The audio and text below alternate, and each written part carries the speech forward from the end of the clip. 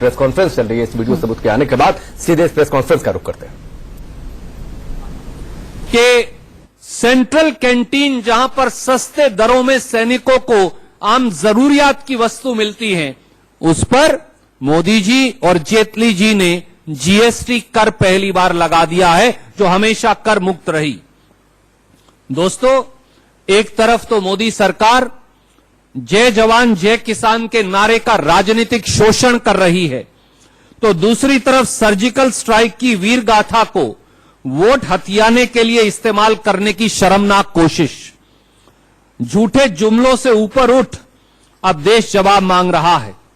हम पूछना चाहते हैं कि श्रीमान अटल बिहारी वाजपेयी के कार्यकाल में हुई और श्रीमान डॉक्टर मनमोहन सिंह जी के कार्यकाल में हुई जो सर्जिकल स्ट्राइक और सैन्य ऑपरेशंस थे, उनकी सफलता को लेकर छाती पीटने और छद्म राष्ट्रवाद दिखाने के लिए क्या इन दोनों प्रधानमंत्रियों या उनकी सरकार ने मोदी जी की तरह कभी कोशिश की थी? हम पूछना चाहते हैं और कि कूटनीतिक और सामरिक निर्णय दूरगामी परिणामों को सुनिश्चित करने, राष्ट्रीय सुरक्षा को मजबूत करने खामोशी से लिए जाते हैं, छाती पीटकर नहीं।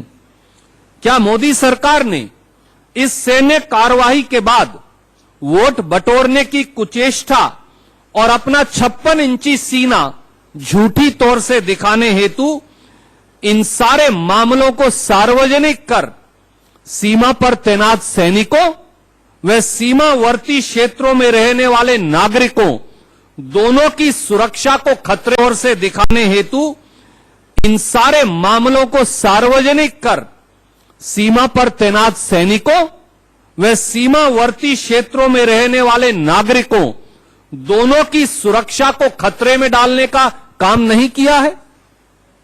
हम पूछना चाहते हैं कि क्या मोदी सरकार देश की सुरक्षा के बुनियादी ढांचे को खतरे में नहीं डाल रही है? हम पूछना चाहते हैं क्या मोदी सरकार सही उपकरण व बजट ना देकर देश के सैनिकों की जान को जोखिम में नहीं डाल रही है? हम पूछना चाहते हैं कि जब जब नरेंद्र मोदी जी व अमित शाह की भारतीय जनता पार्टी पर असफलता यानी फेल होने का संकट मंडराता है, तो तब तब उन्होंने सेना के शौर्य को सियासी तौर पर भुनाने की याद क्यों आती है? तो ये कांग्रेस को आप सुन रहे थे, जो कि सर्जिकल स्ट्राइक का वीडियो आने के बाद प्रेस कॉन्फ्रेंस कर रही थी और बीजेपी पर आरोप लगा रही थी कि जवानों की शहादत पर राजनीति कर रही है बीजेपी। तो करते हैं कांग्रेस की प्रेस कॉन्फ्रेंस का। सरकार का समर्थन करते हैं कि वो पाकिस्तान में बैठे आतंकियों के खिलाफ सर्जिकल स्ट्राइक के माध्यम से एक निर्णायक निर्णय उन्होंने लिया है।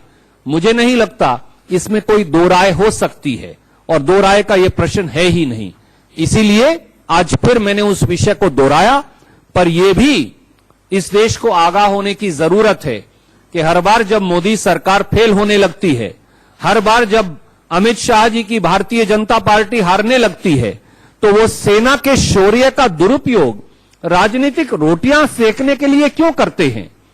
और क्या कारण है कि सेना ने तो पराक्रम दिखाया, सेना ने तो अनेकों बार सर्जिकल स्ट्राइक किया, पर क्या मोदी जी ने भी राजधर्म निभाया?